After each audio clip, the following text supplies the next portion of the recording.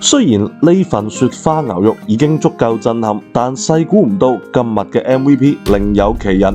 呢餐6個人合共消費696。大家好，我有句講句嘅斜槓壯年 Theo，又係一個落雨嘅週末啦，去食返個輕輕有啲軟嘅牛肉啦。林記同坑牛肉店本來呢就係諗住每人整返碗果條湯就算數㗎啦，結果呢見到呢啲肉嘅狀態都仲係冇抵擋住開煲嘅誘惑。老朋友都知道㗎，潮汕牛肉入邊我最鍾意嘅呢就係呢4個部位啦：吊龍伴、五花子、士兵同埋特級雪花牛肉啊！特登按份半斤1斤嚟落單，就係為咗直觀咁對比份量上面嘅差異。碌牛肉一定唔可以用太高溫嘅水，定律嚟㗎。個煲底滾起之後呢，即刻轉為飆白煙嘅非沸騰狀態，呢個先係我認為最理想嘅火候啊！低溫之下被淥熟嘅牛肉，口感同肉味呢都係處於頂峰㗎。吊龍伴係預料之中嘅軟滑有牛味㗎，五花子都擁有住恰如其分嘅彈性，一啲都唔硬牙，而且肉嘅甜味相當突出。呢一份時餅嘅紋路應該係我最近呢幾年以嚟食過最靚㗎啦。佢兼具住吊龍伴嘅軟嫩，又有住唔輸五花子嘅肉甜味。但今日最過分嘅呢，都仲係要睇返呢一斤特級雪花牛肉，真係唔使食啊！齋睇個樣就知道佢係好好食啊！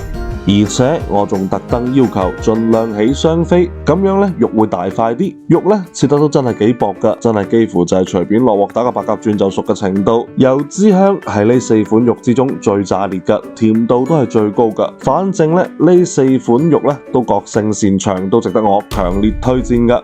雖然呢份雪花牛肉已經足夠震撼，但細估唔到今日嘅 MVP 另有其人。意猶未盡嘅我哋仲點咗幾個自選嘅果條湯、牛肉果條湯同埋牛雜牛腩牛肉果條湯啊！呢2碗呢都係50蚊嘅標準，我忍唔住呢又加多咗一碗集齊所有我中意嘅元素嘅自選果條湯啊！整咗個80蚊嘅雪花牛肉拼五花子拼士餅拼牛雜，外加牛腩汁，肉呢都係自己揀嘅。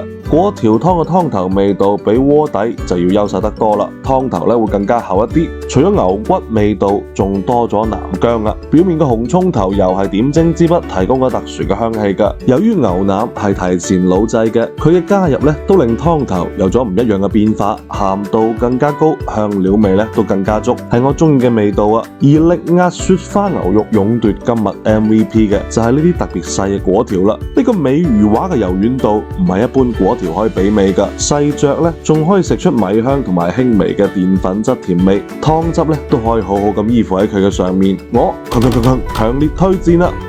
我哋仲食咗生牛筋丸，大家知唔知呢啲白色嘅圓柱體係乜嘢呢？生丸嘅口感呢真係屬丸無法媲美㗎，充滿活力嘅彈性，破開之後呢仲會爆汁㗎，而且調味上都有啲唔一樣㗎，有一種我食唔出嘅原材料香料味。唔該大家食出嚟之後話我知啊！呢餐6個人合共消費696。